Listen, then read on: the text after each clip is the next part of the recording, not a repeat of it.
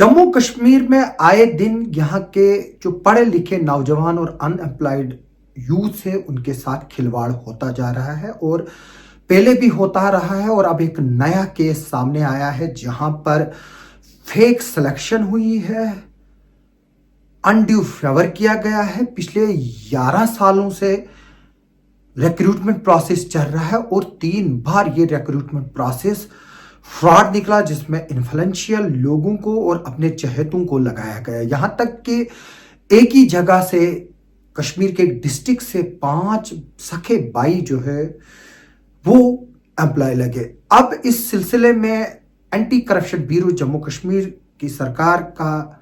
उसने एफआईआर लगाई है और इन्वेस्टिगेशन शुरू की है। जी हाँ, हम बात कर रहे हैं फायर एंड इमरजेंसी सर्विस के रिलेटेड जो पोस्टें निकली थी उनका स्कैंडल। हमारे पास जो डिटेल्स आई हैं, जो एंटी करप्शन ब्यूरो ने अपने ऑफिशियल सोशल मीडिया पेज के जरिए डिटेल्स रिवील की है, जो एफआईआर नंबर 1/2025 यानी कि इस साल की पहली एफआईआर जो एसीबी सेंट्रल में लगाई गई है उसके रिलेटेड जानकारी दी है। और इसमें यह बताया गया है कि जो फॉल्स मार्क्स दिए गए हैं उन लोगों को जो रिलेटिव्स थे ऑफिशियल्स के जो सिलेक्शन में आए हुए हैं। और इस सिलसिले में एंटी करप्शन ब्यूरो ने जो infamous fire and emergency service recruitment scam है उसमें अब ऑफिशियली तौर पर जो बोर्ड के मेंबर्स हैं और जो दूसरे अधिकारी हैं उनको उस एफआईआर में मुलजिम के तौर पर जो है वो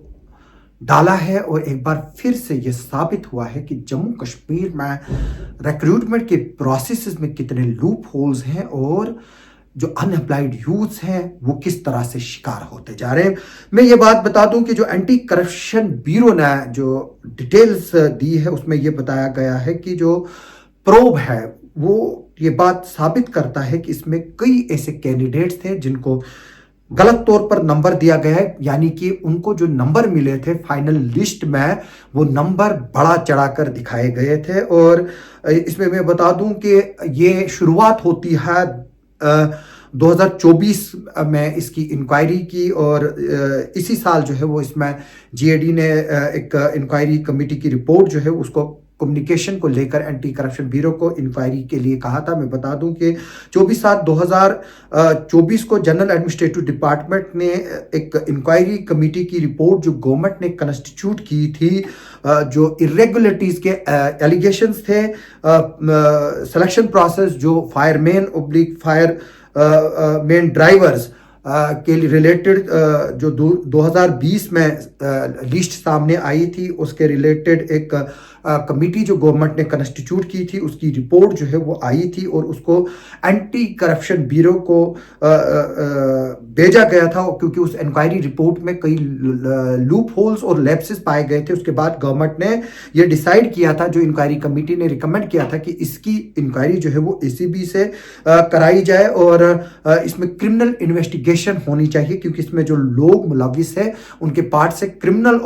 जो एलिगेशंस है वो प्रूव होते हैं जो गवर्नमेंट ने इंक्वायरी की है। उसके बाद मैं बात बता दूं कि जो ये मैटर है वो इनिशियली 2013 में सामने आया था, जब 2013 में जो एडवर्टाइजमेंट नंबर 1 है 2013 की फायर और इमरजेंसी सर्विस जेएंडके की जो 12/3/2013 में एडवर्टाइज की गई थी, जिसमें फायर आर्म फायरमैन ड्राइवर्स और अदर ट्रेड्समैन पोस्टें जो है वो एडवर्टाइज की गई थी। उसके बाद उसका एग्जाम कंडक्ट किया गया था और लेकिन जो एग्जाम है उसमें डिस्क्रिपेंसीज पाई गई थी और गवर्नमेंट ने होम डिपार्टमेंट के एक ऑर्डर के मुताबिक 381 होम ऑर्डर जो था 2016 डेटेड 5/7/2016 जो पूरा प्रोसेस है उसको टर्मिनेट करके फिर रिक्रूटमेंट प्रोसेस को 2018 में दोबारा से शुरू किया गया, क्योंकि ये जैसे मैंने बताया कि ये तकरीबन 12-13 साल से ये प्रोसेस चल रहा है और आखिरकार इसमें फिर से वही धांधलियां निकली जो पहले इनिशियल स्टेज पे निकली थी। उसके बाद इसमें नोटिस किया गया था, क्योंकि हाई कोर्ट ने इसमें एक सीरियस व्यू लेते हुए कहा था कि जो 2013 की नोटिस है उसी के बेस पर नई रिक्रूटमेंट प्रोसेस भी किया जाए और ना ही उसमें कोई चेंज की जाए और ना ही मॉडिफिकेशन की जाए। उसके बाद गवर्नमेंट ने डायरेक्ट किया था कि जो रिक्रूटमेंट है वो ट्रांसपेरेंट रिक्रूटमेंट प्रोसेस के तहत होगी और उसके लिए एक एजेंसी को हायर किया गया था। और इसी तरह से एक एनआईटी निकाली गई थी 1/2018 डेटेड 5/4/2018, जिसमें directorate of fire and emergency service को ट्रांसपेरेंट रिक्रूटमेंट एजेंसी जैसे कि जो ट्रांसपेरेंट रिक्रूटमेंट प्रोसेस के जरिए जो है वो करना था एक प्रोसेस, उसमें उन्होंने Hyderabad based MS timing technologies private limited को सेलेक्ट किया। ये जो हैदराबाद बेस्ड कंपनी थी एमएस टाइमिंग टेक्नोलॉजी, इसने जो है वो फिर फिजिकल टेस्ट और रिटन टेस्ट किया पूरे जेएंडके में, लेकिन जो रिसोर्स पर्सन जो है MS timing technologies India private limited का, उसकी पहचान महाराज कृष्ण वली के तौर पर हुई थी। और फिर एलिगेशंस जो लगे थे मास कॉपिंग के, उसके बाद रिटन टेस्ट में गवर्नमेंट ने wide order number 880 home 2019 dated 1/8/2019 फिर से एक बार इस प्रोसेस को कैंसिल कर दिया और ऑर्डर निकाला कि जो रिटन एग्जामिनेशन है वो अब दोबारा से होगा। और इसके लिए गवर्नमेंट ने 6/9/2019 को एक और एजेंसी उसको हायर करने के लिए जो है वो कहा था। जिस तरह से मैंने बताया कि जो TRP agency MS timing India limited के जो प्रोसेस पाया गया था वो जो है उसमें लूप होल्स निकले थे। इसके बाद जो प्रोब कंडक्ट किया गया, उसके बाद director fire and emergency service ने एक एनआईटी इशू की, वो 1/2020 थी डेटेड 1/1/2020। उसके बाद उसमें टेंडर्स जो है वो इनवाइट किए गए, रिप्यूटेड वेंडर्स जो थे, फर्म्स थे जिनको एग्जामिनेशन होल्ड करने के लिए एक्सपीरियंस हो, कम से कम उन्होंने 2 UT state police, central paramilitary forces और फायर एंड इमरजेंसी सर्विस के एग्जामिनेशन कंडक्ट किए होंगे। और उसी मद्देनजर रखते हुए जो एक उस रिस्पांस में जो 3 टीआरपी एजेंसीज ने पार्टिसिपेट किया, जिसमें कलकत्ता की MS UMC technology private limited, जो कलकत्ता की कंपनी थी MS UMC technology private limited Kolkata, वो L1 जो है वो रहा और उसने प्राइस कोट की थी 107 रुपये 50 पैसे पर कैंडिडेट। और जो फाइनेंशियल स्टेटमेंट आया था और टेक्निकल कमेटी ने कंस्टिट्यूट किया था उस पर्पस के लिए ये प्राइस कोट की गई थी 107 रुपये 50 पैसे। लेकिन जो L1 था, बिडर था, उसको फिर साइड लाइन किया गया और नेगोशिएशन जो है वो L2 बिडर के साथ की गई। यानी कि जो L1 बिडर था उसको साइड लाइन करके L2 बिडर को नेगोशिएशन किया गया विदाउट एनी रीजन। और फिर ये कॉन्ट्रैक्ट जो है वो MSLMES IT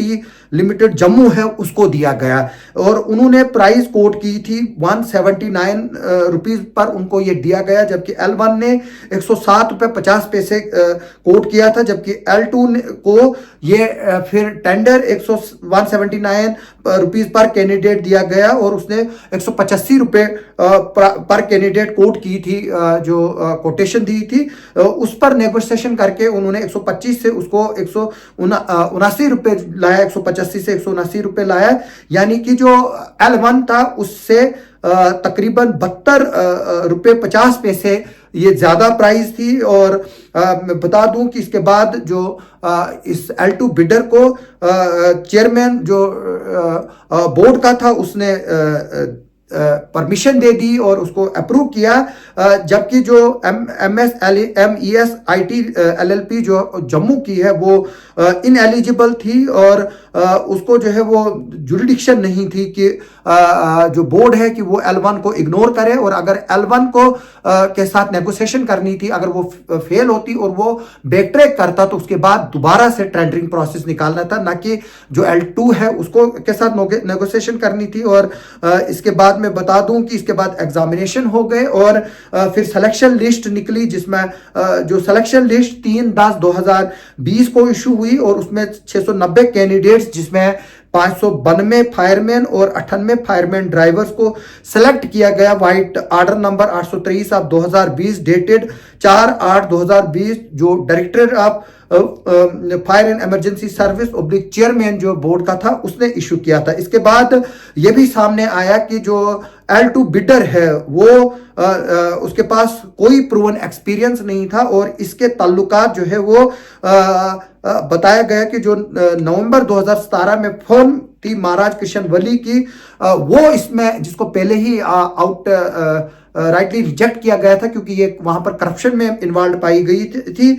उसके जो है वो 99% शेयर है। यानी कि ये फिर से वही मिली भगत आई जहां पर पहले इस एक कंपनी को आउटडेट की रिजेक्ट किया था क्योंकि उन्होंने इसमें मिस अप्रोप्रिएशन की थी और मिली भगत से जो है वो सिलेक्शन हुई थी और जहां पर कैंडिडेट्स को कम मार्क्स थे वो ज्यादा दिए गए थे और वही प्रोसेस फिर से चला और वही साजिश फिर से चली और उसी कंपनी के मालिक को सिर्फ नाम जो है वो बदला था, उसको हायर किया और इस तरह से जो है स्टेटमेंट आया है उसमें यह बताया गया है कि जो as per chief vigilance commissioner की गाइडलाइंस के सर्कुलर के तहत, जैसे मैंने बताया कि L1 बिडर के साथ ही नेगोशिएशन हो सकती थी, L2 बिडर के साथ नहीं हो सकती थी। ड्यूरिंग कोर्स ऑफ इन्वेस्टिगेशन जो क्वेश्चन पेपर है वो भी कंप्रोमाइज किया गया था और इसमें जो OMR शीट्स थी जो आंसर की थी उससे ये पता चला कि जो कैंडिडेट्स है उसमें डिस्क्रिपेंसीज जो है वो पाई गई और इस 690 कैंडिडेट्स में 109 कैंडिडेट ऐसे पाए गए जिनके नंबर कम थे कट ऑफ मार्क्स में, लेकिन जो सिलेक्शन लिस्ट फाइनल दिखाई गई थी उसमें उनको ज्यादा नंबर दिखाए गए थे। जैसे कि कुछ कैंडिडेट है जिनके 11, 17 और 24 नंबर थे, उनको जो फाइनल सिलेक्शन लिस्ट है उसमें 90 नंबर से या 90 नंबर से ज्यादा दिखाया गया। इसमें 5 रियल ब्रदर्स जो डिस्ट्रिक्ट बडगाम से थे वो भी सेलेक्ट किए गए हैं और इस तरह के कई ऐसे मौके मिले हैं जहां पर डिस्क्रिपेंसीज जो है वो मिली है जो लिस्ट में और प्रोसेस में। और इस तरह से जो member of departmental recruitment board, members of technical committee, officials of जो fire and emergency service department है जो इस प्रोसेस के साथ एसोसिएटेड रहे, उन्होंने मिली भगत के साथ जो MS LMES IT LLP जो है उसके साथ जो जिसके पार्टनर महाराज कृष्ण वली है जो L2 बिडर था, अब्यूज ऑफ पोजीशन की है अपनी ऑफिशियल पोजीशन और इन्होंने जो पैसा है वो कमाने के लिए सिलेक्शन लिस्ट को मैनिपुलेट किया, फेक लिस्ट बनाई, फैब्रिकेटेड रिकॉर्ड बनाया ताकि जो अनड्यू बेनिफिट है वो अपने आप को दिला सके और जो बेनिफिशरीज मीन जो सिलेक्शन लिस्ट में आए थे। इसी के तहत जो इंक्वायरी की है उसके तहत जो इनके अगेंस्ट जुर्म साबित होते हैं वो 7, 13 of 1A and 13 of 2 of PC act 19 prevention of corruption act 1988 जो अमेंडमेंट हुई है जिसकी 2018 में और 120B, 420, 467, 468 और 471 IPC जो है वो पाया जाता है डिपार्टमेंटल रिक्रूटमेंट बोर्ड के खिलाफ, चेयरमैन के खिलाफ, मेंबर ऑफ टेक्निकल कमेटी के खिलाफ, ऑफिशियल जो है डिपार्टमेंट के उनके खिलाफ और उसके अलावा जो MS LMES IT LLP जो है जिनके पार्टनर महाराज कृष्ण वली है और बेनिफिशरीज के अगेंस्ट और बाकियों के खिलाफ। तो इसी सिलसिले में ACB ने FIR नंबर 1 ऑफ 2025 रजिस्टर की है और इसमें फर्दर इन्वेस्टिगेशन जो है वो जारी है। एक बार फिर से जिस तरह से हमने बताया था कि किस तरह से JE की, पुलिस की और बड़ी बड़ी पहले भी लिस्टें जो है वो फ्रॉड निकली और उनमें स्कैंडल्स निकले और अब फायर एंड इमरजेंसी सर्विसेज का नया एक और स्कैंडल और एक तरह से ये प्रोसेस अब 14 साल से चल रहा है और जिन लोगों को आज 12-14 साल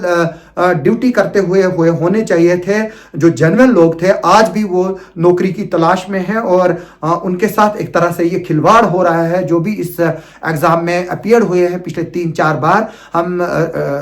रिक्वेस्ट करते हैं गवर्नमेंट ऑफ इंडिया से, government of Jammu and Kashmir से कि वो इसमें सख्त से सख्त कानून लाए। जो रिक्रूटमेंट प्रोसेस में धांधलियां होती है उनको करारे वाक़ई सजा देने के लिए एक स्पेशल कानून लाने की जरूरत है, ताकि इस तरह की चीजें रुके और जो हमारे अनएम्प्लॉयड यूथ हैं, जो नौजवान मेहनत करके रिक्रूटमेंट प्रोसेस में हिस्सा लेने के लिए आते हैं, उनके साथ इस तरह के धोखे ना हो। हमारी इस खबर पर आगे भी नजर बनी रहेगी। आप सबका हमारे साथ बने रहने के लिए बहुत बहुत शुक्रिया।